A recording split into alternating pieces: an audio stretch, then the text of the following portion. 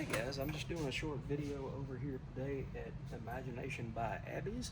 I just wanted to do it in a different area today. Frank was a little tied up, a little busy, so I wanted to do a video talking about 5, now actually 6, comics that really resonated with me and hit me emotionally. It raised up different feelings. But before I get started, it's Imagination by Abby, and Abby is a local artist here in the Tennessee area, and she has done artwork from superheroes. She's done artwork, it looks like Peach from Mario. She's got Chun-Li, Ryu. So she's done a bunch of different artwork for different characters, and she's actually got this comic out right now called The Upside Down Theory. And I haven't had a chance to really check it out just yet. I'm going to read it a couple more times, and then I will give you guys a review on it here in the next day or two. But if you're in the Memphis area and you happen to come by Abandoned Antiques, make sure that you make your way by Nene's Comics for Frank, and then also make sure that you make your way right across the way for Imagination by Abby. You can't miss it. It's a black pegboard, and it's got all of her artwork shown right there in front of you. So I hope you guys get a chance to come check it out. Anyway, moving on. The first issue I wanted to talk about comes from Volume 2, The Dollhouse of Sandman. And it's issue number 9 in the original run, and it opens, it's called Tale in the Sand. And it opens with an elder of the tribe and a young man, and they're going off into the desert, and the young man is becoming a man. It's his ritualization trial. So he's going to sit out there, and the old man's going to tell him a story, and then he's going to go find something, and the old man tells him he'll know what it is. You'll know it when you find it. So the crux of this story, it talks about a queen by the name of Nada. And Nada had no mate. She had no man to call hers. She had no one to rule beside her. And she stayed in the city one day after the other day, and says, "Where is there a man for me?" And one night she saw coming through this window. She was looking out this window, and she saw this man right here.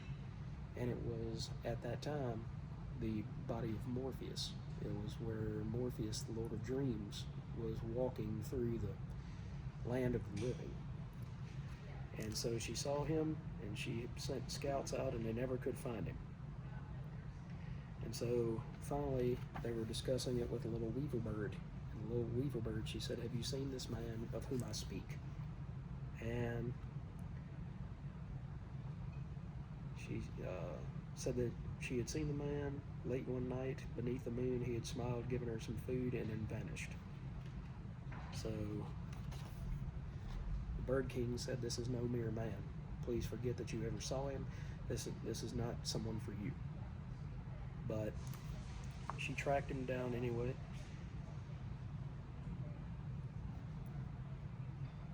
And she found him.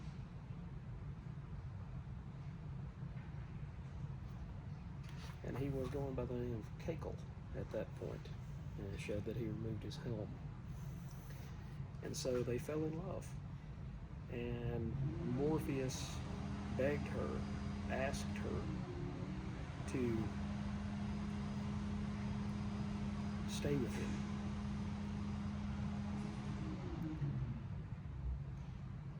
And he says, "I've asked you twice, I will ask you once more to be my queen and to live with me and to enjoy the fruit of our lives together." And she said that she could not. She said, "How can I be your queen? My people are no more, because of what I did, and my city lies as a waste. If I were to stay with you, darker things would happen. Mortals do not marry the endless, my love. Now lead me to the realm of grandmother death and forget me." And she walked down the sunless road into the realm of grandmother death. "Please." And she said, "Do not ask me to be your bride. This is not something that I can do." And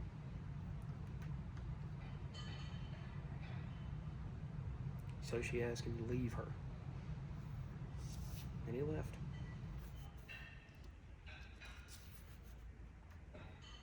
And that story doesn't end there, it ends later. But you come to find out that since Nada would not be with him, would not give him and reciprocate his love in the same way that he gave her love and cared for her, then he banished her to hell. And you have to think about how deeply you love someone that you have the power to banish them to where they can never be with their family, they can never be with anybody like that they love on this earth anymore. But instead, you banish their soul to hell when they die. That's a deep love, but it's also a very selfish love. And it's one that a lot of people don't get to experience in life. So that's the first story that really resonated with me. Second one, some of these are not in the greatest of shape, but I've had them since I was a kid, so bear with me. This is Spectacular Spider-Man 189 from, I believe it's 1992. And it's got a holographic foil cover on it. I don't know if you can see the image moving or not, but it is written by J.M. DeMatteis, and it is drawn by Sal Buscema. And in this story, we have the Green Goblin terrorizing Peter Parker and Mary Jane Watson. And it's not Norman Osborn, but in this issue, it's actually Harry Osborn. And Harry just got through tormenting them in a 6-part story a few months earlier called The Child Within. And he told him at the end, he said, I know who you are, and I can out you to the press or out you on TV at any time. So just be ready, because it's coming. And this is part of a bigger narrative that ran pretty much from The Child Within, which we'll get to in just a minute, all the way through issue 200. And in issue 200, Harry dies. But he dies, once again, as Peter Parker's friend after saving Mary Jane. Something that he didn't have to do. But he chose to do it because it was the right thing to do. But in this story, he kidnaps his ex-wife and brother-in-law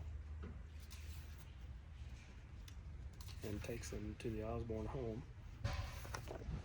You got Mark Ralston, which is the Molten Man.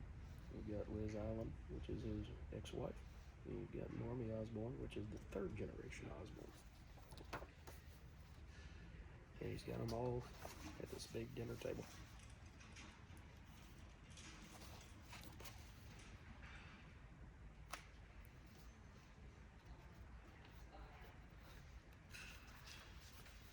So Peter goes and infiltrates the house and finds it empty. Can't seem to find Harry anywhere. In order to save those that he loves. The neat thing about these 30th anniversary books is they had pull-out gatefold poster. This is black-suited Spider-Man fighting Hobgoblin. Let's roll this.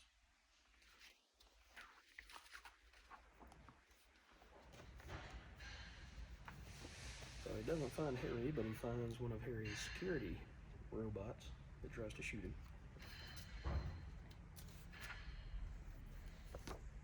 And then he finally, in the basement, runs up on Harry and his family sitting there at a meal.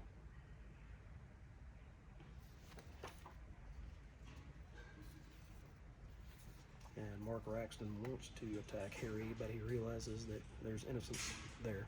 And so he's more of an anti-hero than he is a villain anymore. But he wants to do the right thing, but Spider-Man just kind of nods to him, and no, we got to play along. And finally, Mark can't take it anymore, and he says, I'm glad that I sent that buzzer out, to let Spider-Man know where you're at, so that he could find you, so that he could save your own family from you. So Raxton ends up getting beat pretty badly until Spider-Man says, look, this has got to end. This has got to stop. You're hurting yourself, you're hurting Normie, you're hurting your ex-wife, you're hurting everybody. So then he verbally abuses his wife in front of Normie, and he says, you know, she's a fat, or cow.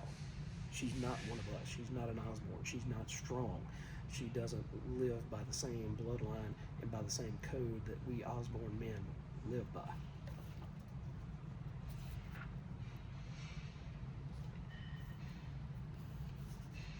So Spidey and Harry fight. Spidey gets hit in the back by the Goblin glider, very similar to what happened to Harry's father, Norman, and how he died in Amazing Spider-Man 122 after he had killed Gwen Stacy. But it shows that Harry is taking a stronger dose of the Goblin formula, and so that's helped him to be as strong as Spider-Man.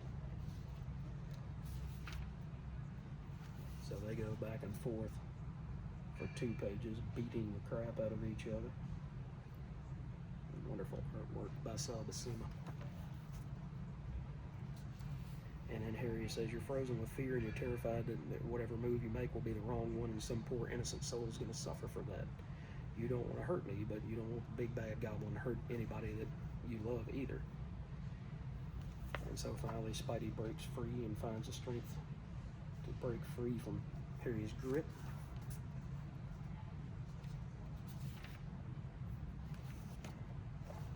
And one fell shot slams him against the wall, and it's over. At least for right then. And that right there is where Harry reminds him, I know who you are, and I'm going to tell the world.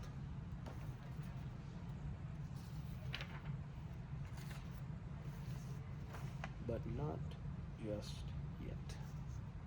And so they drag it out for about another year, right until they have that big 200 issue, and then they have an even more explosive blowout between Peter Parker and Harry Osborn.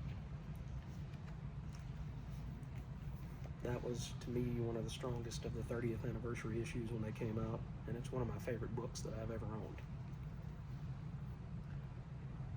It shows what a man will do for his family, even if he's got the wrong idea of what he should be doing. Harry just wanted to bring his family back together, and he thought that Peter Parker and Spider-Man were the ones that were keeping them apart. But instead, it was his own insanity that was keeping them apart. So a few issues before that, we have The Child Within, part 6 of 6.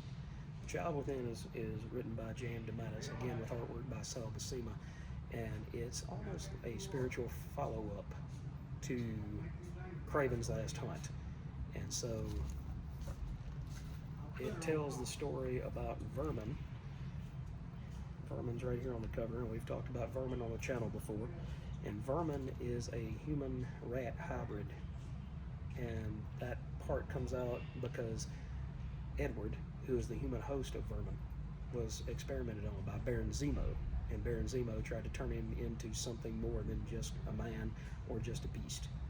But Vermin comes out because Edward was molested as a child by his stepfather. And this story is really one of redemption for Vermin, redemption for Harry Osborn, redemption for Spider-Man, and all of these things. So you've got Ashley Kafka, who's the doctor that's been trying to help Edward. You've got Vermin/Edward. You've got Edward's stepfather and mother and Spider-Man. And then you've got the Green Goblin. And they're all there for this big showdown. This is part 6 of 6.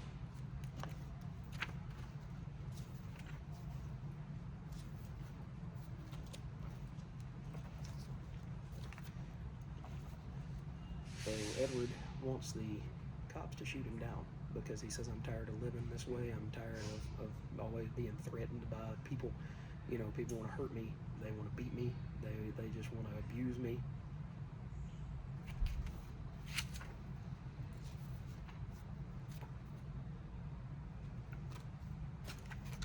And at the last second, Spidey saves him and swoops in and throws webbing in front of all the weapons and all the bullets so that Edward can live to fight another day and try to get better.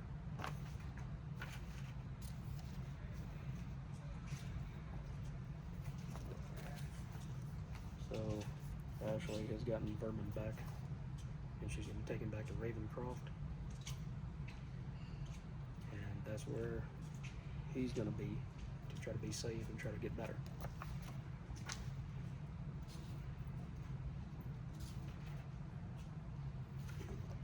And here Peter Parker says it's not about Spider-Man and the Green Goblin, it's about two men, Peter Parker and Harry Osborn.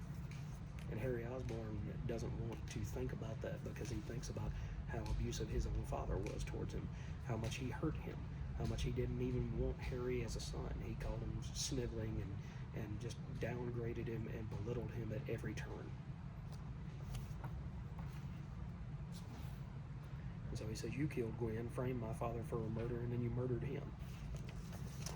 So Harry's just insane and wild now, so he's throwing pumpkin bombs to destroy trees. And he's like, what do you want? Peter Parker says, what do you want from me? And he says, I want your life. Your life, nothing less than your life will do for me. I want you to die. I want you to no longer be here to torment me, torment my family, tarnish the integrity of my father's legacy.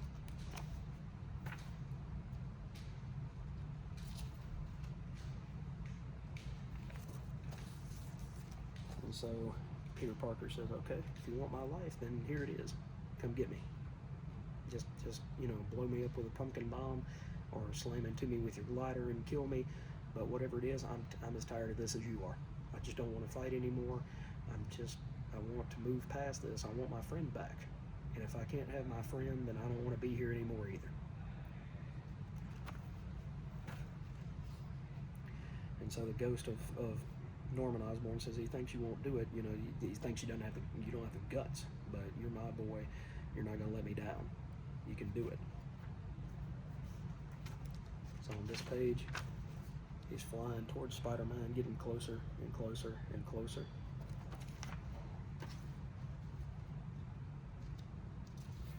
And I promise, guys, I'm not rough on my books.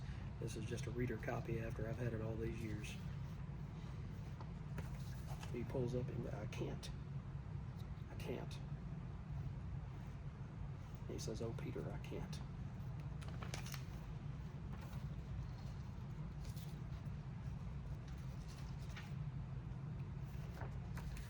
And he says, I knew you couldn't. I knew you couldn't do that, Harry. I knew you couldn't kill me. And he says, here, let me offer you a hand. I'll help you get up. We'll go get you some help. And he says, I hate you. I can't stomach you. So why can't I kill you?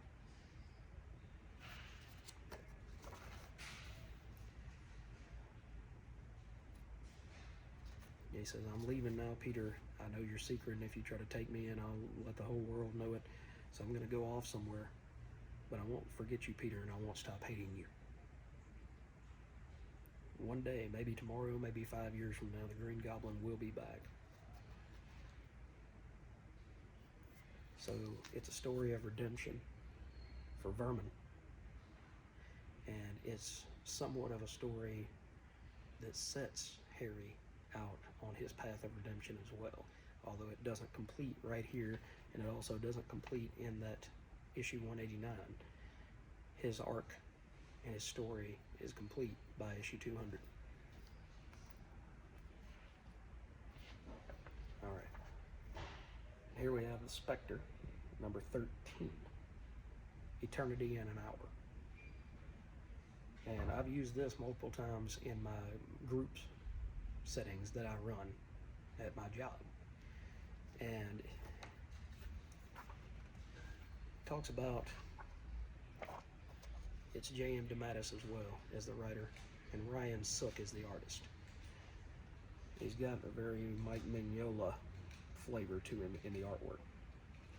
But he's talking about the drowning man. And the drowning man cast his soul wide and died. But why? Because all he was thinking about was her as he died. Well, who is her? Her is the woman who lived forever. This is her. And as you go through the book, it talks about a song that led him to a jungle, to a ruin that he had visited before. But he didn't know the song. He didn't know the singer. He didn't know who brought him to this ruin. Why did they call him there?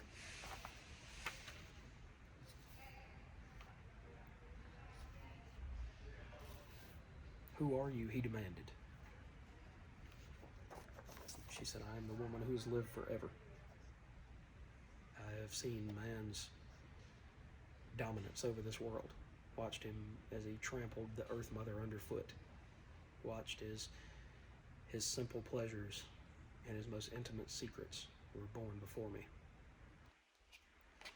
And she said, I had a man once, and you are the reincarnation of that man.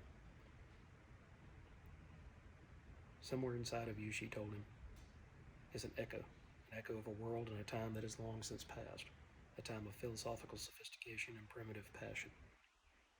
You were my world and you were my husband. And yet, there was a hunger inside of me that even my beloved could not contain. So she climbed a mountain, and as she climbed the mountain, she ate of the apple. And this was not dissimilar to the biblical story of Adam and Eve, but it was a story, she wanted to have inner knowing, just like Eve. She wanted to know what it was like to live forever. She wanted to know all of these things, but the price was her humanity. She had to give up her humanity. She couldn't die like normal people do. She had to give up her humanity and her limited time on earth in order to get this knowledge. It would open the soul's doors and bestow inner knowing. And my hunger for that knowing was so great that I could not remain among my people any longer. So the specter, Al Jordan, asked what happened to her husband. She stood silent. An ancient guilt and a primal grief flashed for just a moment. He cast his body into the sea, spread wide his soul, and he died. So she said that she ate of the apple. The moment split apart and opened wide, became all moments and no moments at all. I became the wheels of creation. Gods and angels were born of my thoughts, and worlds without limit burst from my womb. But there was a price to be paid. That price was desire and destiny. That price was my humanity. So he said, but I died, but you didn't die. And she said, I did not. I stayed, seeing, becoming. She said, eventually there was a time where the becoming was not enough, and all that was left was remembering. And the remembering whispered your name. And the remembering made me feel a certain way about you and about life.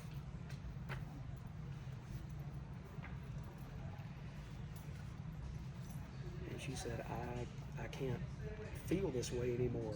I don't want to feel this way anymore. I want it to be over. But in order for that to happen, I need you to transport me back into that place, back into that heaven. And I have to eat of the other fruit. I have to eat of the black fruit, which will blind my inner eyes and consume my immortality. And only through that can we spend 1 hour together, 1 hour to grow, 1 hour to learn exactly who we are to each other, and 1 hour to spend before I go with you, and I choose to be with you.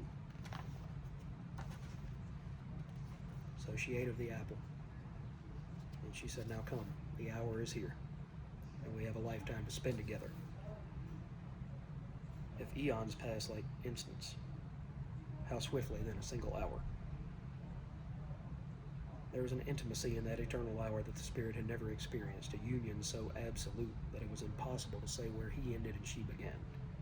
He was frightened and delighted by it. But time, even slowed to a crawl, is an ocean of profound depth and power, and its currents pulled the forever woman down, dragged her to the bottom of the sea. She grew old, and the spirit worked his magics, growing old beside her. The confidence of youth became the grace of middle age, became frail beauty of the final years. And they found a freedom in that aging, a deepening of friendship, a unity of heart that the young could never know. Then when the weight of a single breath became greater than the weight of time, she gazed up at him with gratitude and with love beyond words. She said, "Release me, oh my love, for the hour is almost gone." The final second of that hour passed, and the forever woman passed with it.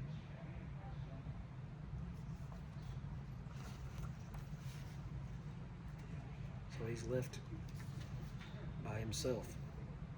And in that moment, he wanted nothing more than to join her again, as he had in life in ages ago, to drown. And all at once, he saw the magnificent truth. The memory of that single hour would not allow him to do that. Her love would dive into those waters of grief, grasp his hand, and pull him up again and again and again. And so at the end, when it's all done, he touched her cold form and beckoned her soul into his arms. They ascended above the mountain, above the clouds, and above the earth. There were no words between them. The time for words had passed. So she became a star.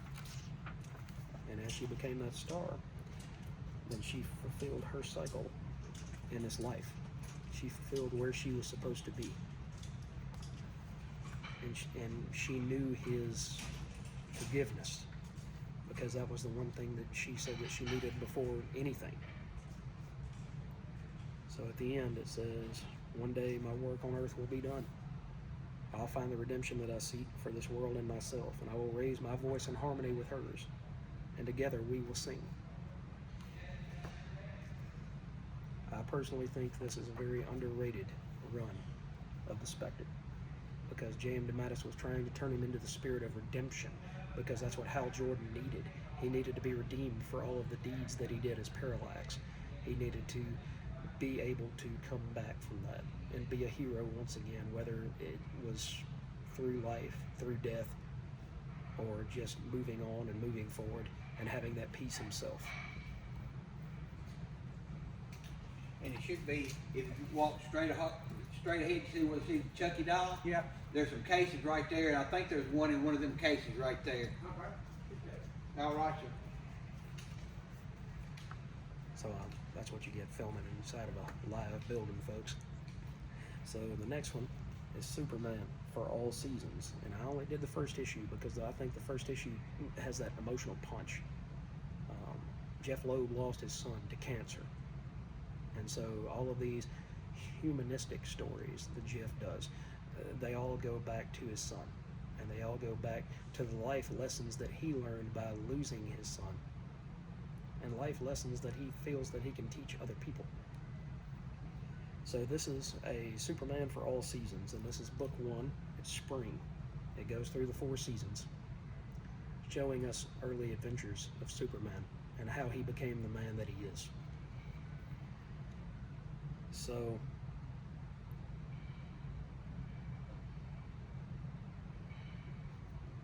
it shows Pa Kent out there trying to struggle with a boulder that he's found in his field.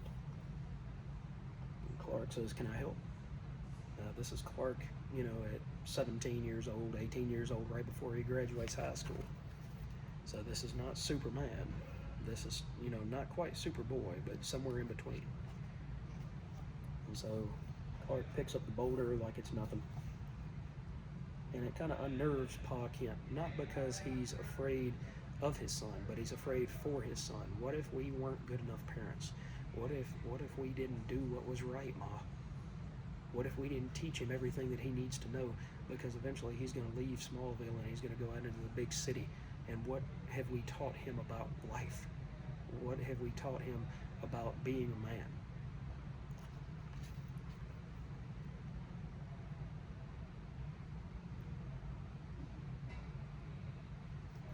So Ma and Pa are sitting on the front porch talking about that, and she said, "Shh, you're being too loud. He can hear us." And he's on the other side of the house. How could he possibly hear us?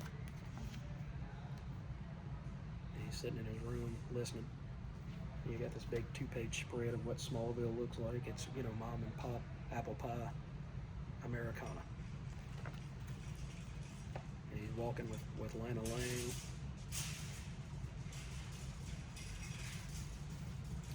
as he gets older, then he realizes that going to the barber is going to be an adventure, because all he did was sit down and the guy went to cut his hair and it broke the scissors.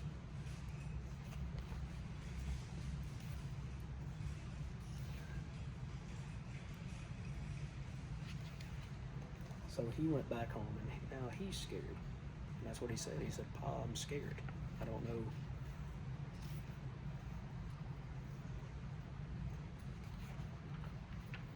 I don't know what this is going to be. How am I supposed to live? How much good can I do? And so now we see, like out in the Midwest is prone to do, we see a tornado coming.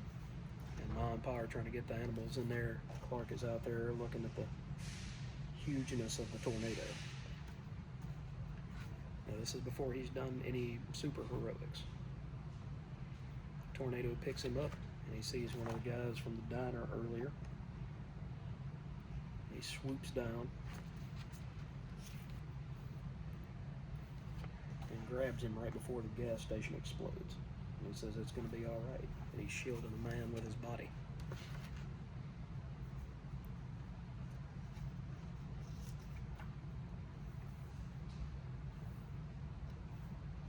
So the old man said, "You flew down here and saved me." And he said, I gotta go home. I gotta go home.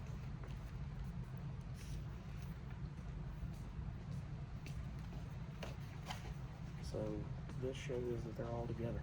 And I really like the colors by Bjorn Hansen. The story is by Jeff Loeb, like I said earlier, and the art is by Tim Sale. But the colors are by Bjorn Hansen, and I really think that makes the colors pop. It makes this story pop.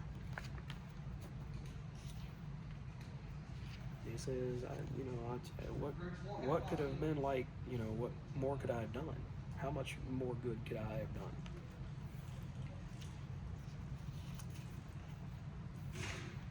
So he goes and he tries to talk to the preacher about it, and the preacher doesn't understand what he's asking. He's like, what if one man could have stopped the tornado? Would that have been his responsibility? And the preacher just doesn't hear what he's saying.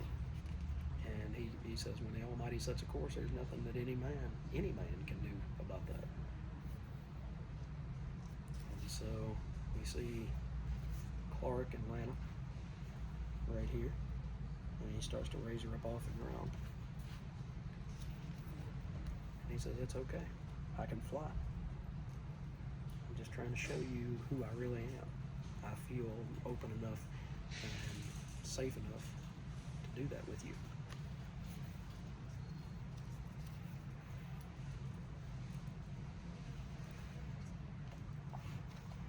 So he kisses her goodbye and gets ready to go off into the big city. Goes and visits Pa out in the field one more time.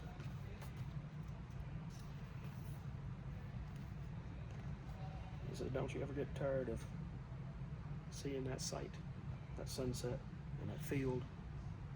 He says, "No, I never have, and I guess I never will." So now Superman's in the big city. He's flying around. He's scoping out his new territory in Metropolis.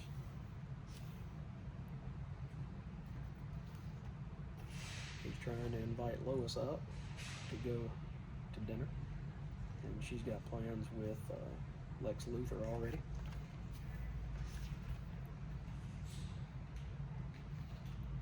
But he goes and saves a cat, just like Superman does. And so it shows he streaks by. He gets the cat and saves the kid from falling off a building.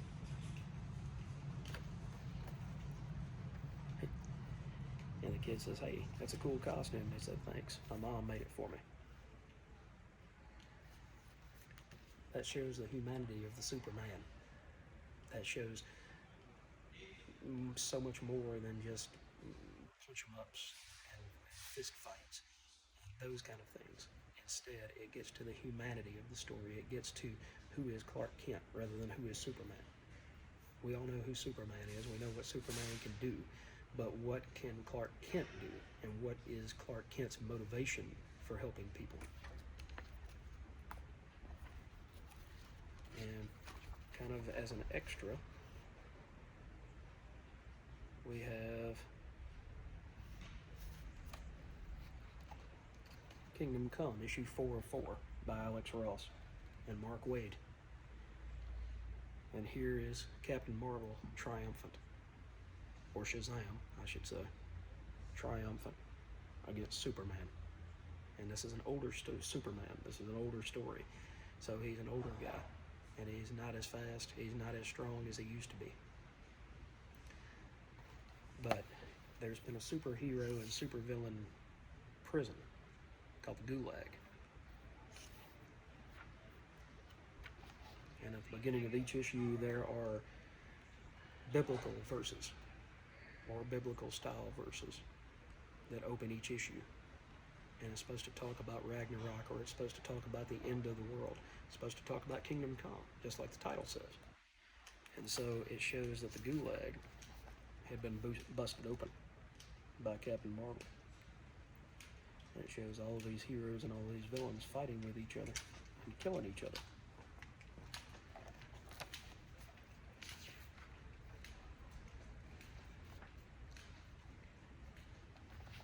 And whereas Superman at one time could have prevented this thing from spreading, this war from becoming something more, Captain Marvel is there to keep him in check. He has to contend with Captain Marvel. He can't shut down any of the other villains. He can't be focused on anything except taking Captain Marvel down. And Captain Marvel is his equal and still a younger man.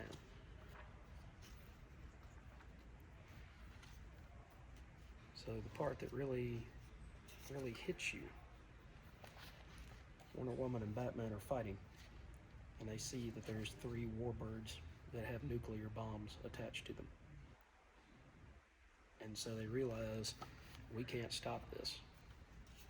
Somebody else will have to stop this.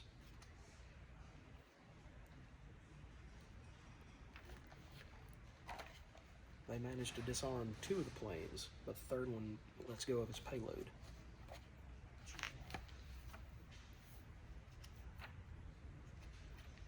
Clark finally manages to catch up with Captain Marvel, who's been yelling Shazam, and then moving out of the way, letting the lightning hit Superman and killing Superman. This time he finally catches him so that he can't fly away.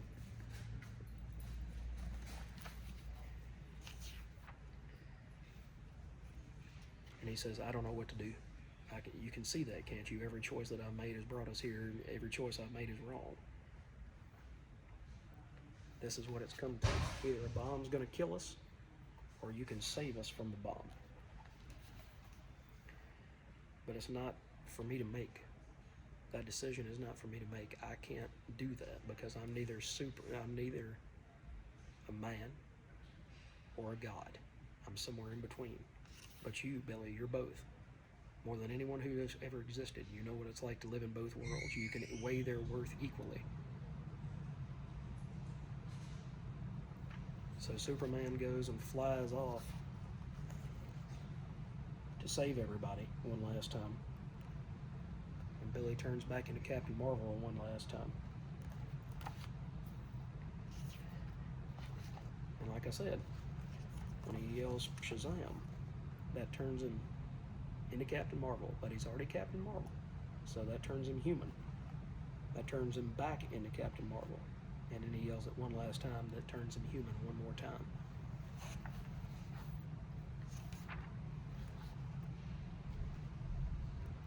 He blew the bomb up. It still killed a ton of superheroes and supervillains, but not nearly as much as it would have had that bomb dropped at ground zero.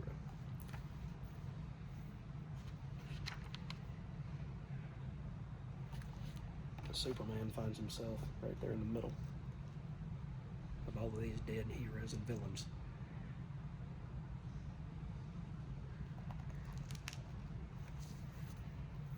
And as it finishes, as Kingdom Come finishes, they come to honor Captain Marvel. And they come to honor his legacy. Because even though Lex Luthor had tried to twist him and turn him evil, that's not who he was. So that's 6 different stories that really impact me and really hit me emotionally. Down in the comments below, let me know what some of the stuff that you really love, why it hits you so emotionally. What is it that makes you feel a certain way about these stories? Thanks for watching. I'll catch you next time.